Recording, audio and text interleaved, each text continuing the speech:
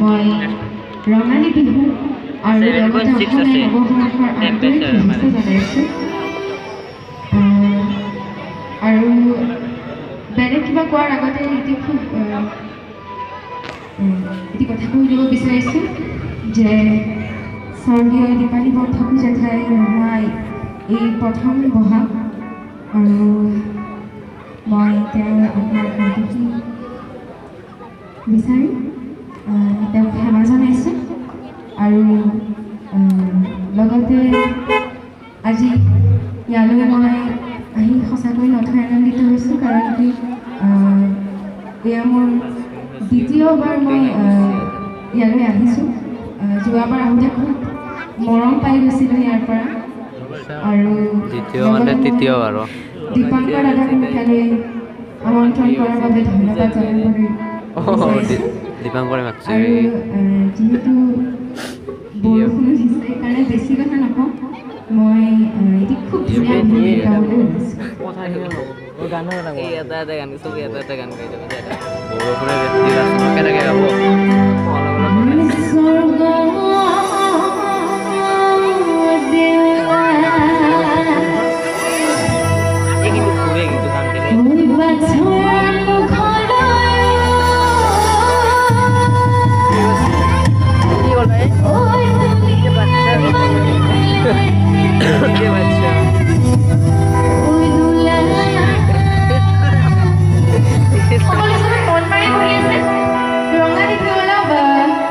যদি সকলোৱে মোৰ গীতৰ লগে লগে সহযোগ কৰি ভাল লাগিব।